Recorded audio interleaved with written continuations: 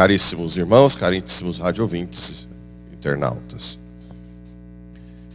Bem, aqui continua o drama de São Paulo na carta aos Gálatas, que dizem os exegetas que é a carta que inspirou a carta aos Romanos. Apesar de estar depois na Bíblia, ela foi escrita antes. E que é aquela que São Paulo começa a meditar um pouco sobre a lei e o Espírito, né? Então aqui ele fala: recebestes o Espírito pela prática da lei?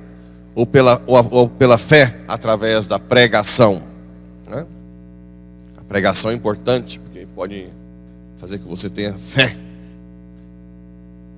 Quando você ouve pregação de alguém santo, arde o coração, ou não? Nós pastores de interior sofremos um pouco, porque a gente não tem como ir atrás de alguém fácil para ouvir, né? Porque nós também somos ovelhas, você sabe, né? Não. Eu tenho o sacerdócio ministerial de pastor, mas eu tenho o sacerdócio comum de alguém que quer crescer na fé. Claro que muitas vezes o que eu falo, eu tenho que ficar meditando para mim, né? Porque às vezes o Espírito fala coisas que eu ainda não estou vivendo bem. Mas a pregação aumenta a fé e não a prática da lei. Imagina, já contei isso várias vezes. Imagina um casal que não quer ter filho e o juiz decreta, o casal tá rico, que tem tudo, decreta que aquele casal tem que adotar uma criança, tira lá da casa lar, da casa, né? E fala, ó, a partir de hoje vocês são responsáveis.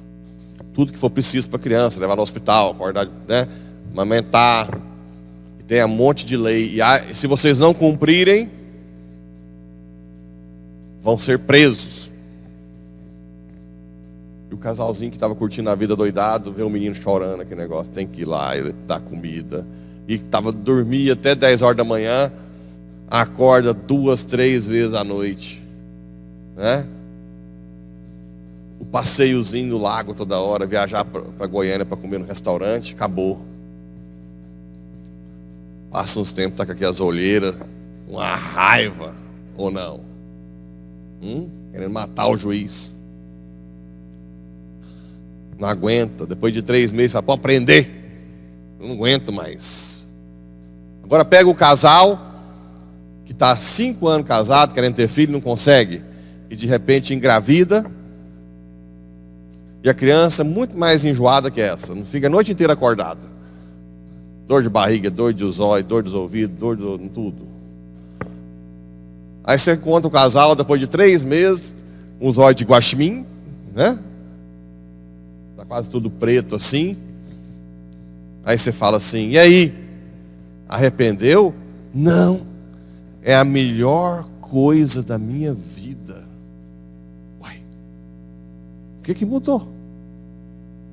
O que mudou? Um é pela lei. E o outro, amor. Entendeu a diferença que São Paulo está sempre dizendo? Por isso que eu não gosto que você venha por lei à missa diária, ou por lei à missa dominical, que é lei mesmo, né? Quero que vocês venham por amor.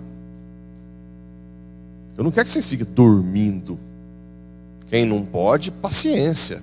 Mas ficar dormindo enquanto Jesus está aqui fazendo presente o mesmo sacrifício há 2000 anos. É claro que quem vem como vocês à missa ama muito mais do que quem não vem. Por amor. É isso que eu quero. Que inflame o coração. Inflame. Esse casal vai passar o Calvário feliz. Porque sonhou com a criança. Imagina se tem 10 anos que ele não consegue ter filho. Não consegue nascer uma criança. Só de você chegar perto. Né? O choro, para eles, é como se fosse uma orquestra sinfônica de Vivaldi. não é? As 4 estações. Porque tanto que eles sonhavam, não é? Agora o choro, porque o juiz mandou adotar, é como se fosse o apocalipse, né? O fim dos tempos. Então São Paulo sempre combate essa lei, né? Agora é claro que o amor pressupõe a lei. Como assim? Ora, quem ama cumpre a lei do preceito dominical. Quem ama a Deus, vem à missa segunda a sábado e falta domingo, tem algo errado. Não é um amor muito, tem que observar. Então o amor pressupõe a lei. A caridade pressupõe a justiça. Entende? Então não é que um contra o outro. A caridade pressupõe a justiça. Foi ao acaso que em vão que sofrestes tanto, se é que foi mesmo em vão, aquele que vos dá generosamente o Espírito e realiza milagres entre vós, faz isto porque praticais a lei ou porque crestes através da pregação? Então provavelmente o que aconteceu é que São Paulo chegou pregando, falando do Espírito Santo, que não precisa mais, e veio os judeusão de novo com a lei. Pá, né? A lei. Esse é o problema. Claro que caminha junto, porque na hora que eu vou fazer a homilia sobre os mandamentos, são leis. Só que nós temos que ter a delicadeza de fazer a pessoa que vem para a igreja agora, recentemente, a não preocupar tanto com a lei no início, mas a preocupar muito em apaixonar-se por Cristo. Por isso que eu digo que vocês são essenciais, pela 1000ª vez, vocês são essenciais nessa missão. Repito, vocês são essenciais nessa missão. Como? Quando eu, na homilia, falar de algum mandamento que para uma pessoa que está chegando na igreja é pesado, são vocês que vão ouvir eles dizer, não é? Aí vocês vão dizer, sim, é um mandamento de Deus. Mas calma, não se preocupe agora com a lei. Venha conhecer Jesus, porque Ele te dá o Espírito que faz você cumprir a lei por amor. Entende? Então são vocês leigos que vão conduzir os novos, né, integrantes da igreja a ter uma intimidade com Cristo, para depois a lei pesar menos. Porque você faz por amor. A mesma coisa uma dona de casa. Se o Gustavo dissesse, Dona Maria, acordar às 5 horas da manhã, lavar a roupa do marido, né? 7 horas o café na mesa e sei lá o que. Se a senhora não fizer, presa. Mas tem muita gente que faz muito mais que isso. Ou não? Porque ama. Ama. E no Evangelho, nós temos aí essa nossa esperança, né? Amigo, empresta-me, um procura de noite, empresta-me 3 pães, porque um amigo meu chegou de viagem e nada tenho. Aí um diz, não me incomodes, já tranquei a porta, não me posso levantar, eu vos declaro, mesmo que o outro não se levante para dá-los, porque é seu amigo, vai levantar-se, ao menos por causa da impertinência dele, e lhe dará quanto for necessário. Portanto eu vos digo, pedi e recebereis, procurai e encontrareis, batei e vos será aberto. Por isso que eu também já expliquei outras vezes. Tem gente que fala assim, padre, se Deus é perfeito, Ele não muda a opinião, de que adianta eu rezar? Alguém já ouviu falar isso?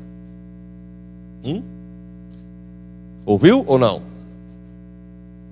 Qual que é a resposta? Deus é perfeito ad intra, dentro. A criação, com o pecado, tem as suas imperfeições que Deus, já antes de criá-la, contava com as nossas orações. Então as orações para mudar o curso da história já são previstas por Deus. Entende? Não é mudar Deus de ideia. Ele quis que a criação fosse conduzida de acordo com mais oração ou menos oração.